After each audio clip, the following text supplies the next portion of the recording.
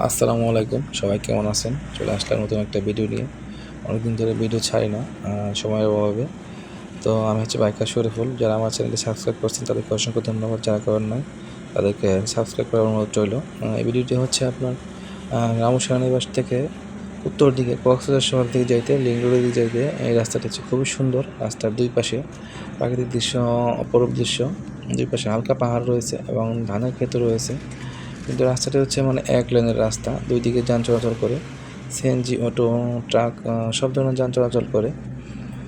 তবে ভয়াবহ দুর্ঘটনা ঘটে হচ্ছে আপনার সিএনজি, কারণ সিএনজি যারা দুর্ঘটনা করার মূল কারণ হচ্ছে এরা গাড়ি চালায় রাস্তা হচ্ছে নিজের রাস্তা মনে করে, কোনো সময় এরা সতর্কভাবে সিএনজি চালায় না, এই জন্য তাদের দুর্ঘটনার পরিমাণটা একটু বেশি। এটা ওই যে বিজিবি গাড়ির আমরা ওভারটেক করলাম। দেখেন দুই পাশে কত সুন্দর, একটু সোজা রাস্তা, হয়তো একটু ওভারটেক করতে পারছে। সামনে আরেকটা বিজিবির গাড়ি রয়েছে, দেখে এটা ওভারটেক করা যায় কি না। তো অনেকক্ষণ ধরে চেষ্টা করতেছিলাম যে ওভারটেক করবো, কিন্তু সে আমাদেরকে সাইড দিচ্ছে না। এমন দুই পাশে আঁকা রাস্তা হওয়ায় মানে সোজা রাস্তা পাচ্ছি না যে এখান দিয়ে আমরা ওভারটেক করবো। দেখেন একটু ওভারটেক করতে গেলে আবার সিএনজি চলে আসে, কোনো গাড়ি চলে আসে। কিছু দূর সামনে গেলে হাতের ডান পাশে আছে আপনার রেল লাইন। এটা হচ্ছে ঢাকা থেকে কক্সবাজার নতুন রেল স্টেশন তৈরি করা হয়েছে। যাওয়ার সময় হালকা একটু চোখে পড়বে হাতের ডান দিকে। তারও একটু সামনে আছে র্যাব ক্যাম্প। র্যাব ক্যাম্প এখানে বানানো হচ্ছে অনেক আগে থেকে নিরাপত্তার জন্য।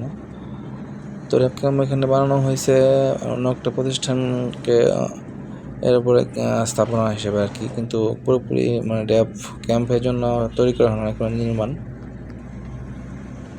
দেখেন একটা গেট চলে গেল, মাহফিলের গেট।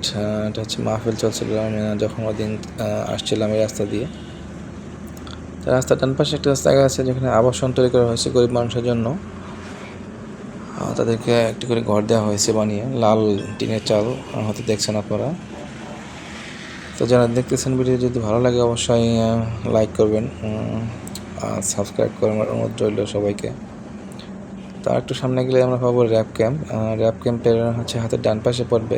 সামনে একটি বিমান লাগানো হয়েছে, পুরাতন বিমান, যেটা পরিত্যক্ত বিমান। ভিতরে একটি পার্ক রয়েছে।